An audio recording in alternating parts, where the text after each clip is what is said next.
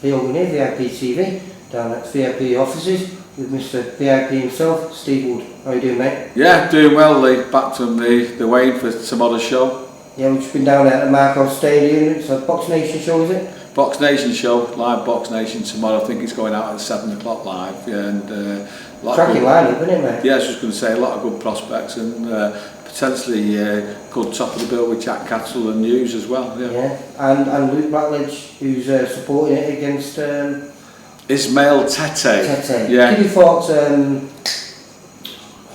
Martin Murray? Fought Martin Murray and looked fairly durable. I had a word with Martin, who believe it or not, has been sparring Luke Blackledge. So I asked Martin what he thought of the fight, and he said it'd be a good fight for Luke. He said, he wasn't 100% over there because of the altitude. He went, Luke's improved a lot, which I knew anyway, but it was nice to hear it from Martin, because Martin used to spar with him a few years ago as well, but he said he's come on leaps and bounds. So I'm expecting a good performance from Luke tomorrow. We all know he's tough and can have a fight, but I'm hoping that he can show his boxing skills off tomorrow. And he's not been known as a puncher, but to be honest with you, I'm putting a bit of pressure on him, expecting a stoppage tomorrow. And then we've got three of our young prospects on there, Zelfa Barrett, Dale Coyle and Jack Flatley. Yeah, I mean, to be honest with you, Frank Warren was on the ball with those three kids because they're very, very talented. Zelfa is in front of the three at the moment because he's had nine fights, and so he's doing a sixth round, and it won't be far now before he steps up from that. Yeah, and the kid just had a way, he comes to fight, doesn't he? Yeah, he's been on a lot of my shows, Chris, and he's had a couple of upsets on him as well. He's a game kid, but that's what we want for Zelfa now, because the journeymen who hold and make it hard for you to get your shots off clean.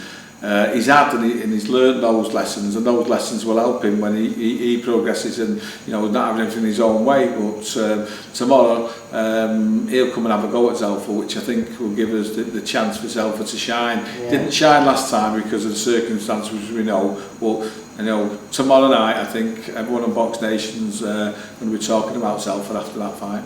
And we've got our own Crolla with Dale Coyle. Yeah, and he's going to be in another good fight because the kid he's fighting is the one who beat Ryan Gibbs on his debut.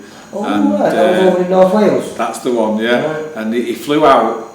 He flew out, and he kind of got a start on Ryan on that one. I thought the fight was a draw. Ryan's a good kid, but I think his style's going to suit Dale as well, because Dale's a clever, even though he's an aggressive fighter. So I think it'll gel tomorrow. The kid's going to come out and try and put it on Dale, and I think that might be a mistake. So again, that's going to be a cracker while it lasts. And what about Jack Flatley? Do we know much about his opponent? Yeah, I mean, to be honest with you, Alex Matvienko made that fight. I've been away while things have been busy, and the matchmaker spoke with Alex, who's Jack Flatley's trainer, and when I started looking who he was, he's obviously put a bit of weight on, because I remember him fighting my kids at super feather and lightweight. So I think if he's put a bit of weight on around his belly, I think that's where Jack will make him pay. So yeah. He did mention that when I spoke to him afterwards. Did he? Yeah. I said to him,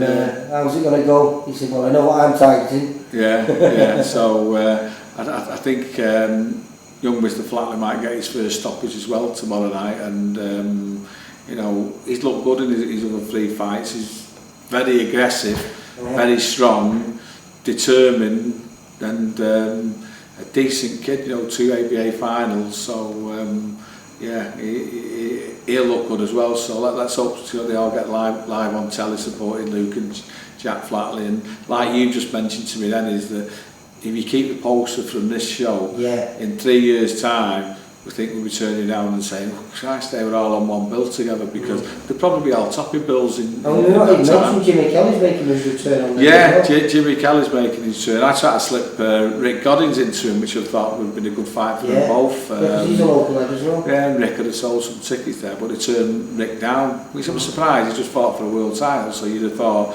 coming back, someone like Rick's did have done it, but they maybe know that Rick's a decent fighter, so It is what it is now. Yeah, he just needs to look a breakdown, it doesn't he? Yeah, He's yeah. staying in the gym and he's ready for whenever Yeah, he'll come. He's got to realise there's a lot of people in the queues as well now, like middleweight, and you know, if you look at Liam Williams, he's fighting an 8 round, I think, in June. You just can't fight for titles all the time, you know. So it's unfortunate, but you know, Rick will get an opportunity, and he'd be down to him to take it. Steve, forgot the biggest question out. Everyone's talking about it. Crolla versus Flanagan. Do you know, they are talking about it. My phone's been red hot, and I'm getting fed up of talking about it now. I just want to see it like everybody else, and you know, I've got a little part to play in trying to make the fight, and I'm doing my utmost to make the fight. But you know, there's a lot of things going on, and from what I can gather, is Joe Gallagher's the stumbling block on the fight. I don't know why.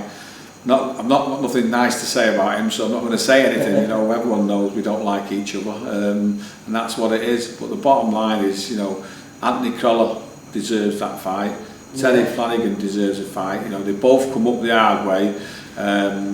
They both got a chance to make a lot of money, and they both deserve it. So, you know, let's not be petty about things. Let's get what the fans want to see and get what the boxers deserve. So let's get on. 2 lads, 2 world champions, same town, same school, same playground. You know. Yeah. No, I don't think for 1 minute it's happened before, and that's one of the reasons why there's such a demand for everyone to see it, because it's a great story, and you know, if it doesn't happen, years and years down the line, people will be saying why that never happened. Yeah. And let's hope we're not in that regretful situation, because it's got to happen and happen quick, because some things can go wrong and change. Maybe, you know, one of them gets beat, maybe one of them goes up in weight, then the fight can't happen and it's missed. So at a time now, it's right. They're both flying. Anthony's won the world title, defended it on Saturday in a great performance. So, you know, he's confident. He's calling the MEN his own. Terry won the world title and then defended it twice now. So, you know, he's flying. He's going to get one in very shortly. So why not have the fight next? I think it needs to be done before it's missed. And if it's missed, it's a pity on everybody, and no more than the boxers, because they deserve to fight in front of a full house in the MEN. You know, yeah, it'd be a special night for Manchester, wouldn't it? Yeah, of course it would. You know, and it's got to happen, and I'll play my part in trying to make it happen, and not just for Teddy, for Anthony as well. He's a great kid. Yeah. Fine performance by him, wasn't it, as well? It was. I mean, he showed his toughness, that early barrage. As Tommy would say, he showed he had big balls in there. Yeah. A big onslaught, I put on him again. Yeah, but, you know, he was smart as well, because a lot of those punches didn't get through. He blocked them all, and, you know, he's a bit more than tough. He's smart as well. Yeah. All right, thanks, Steve. Cheers. Bye.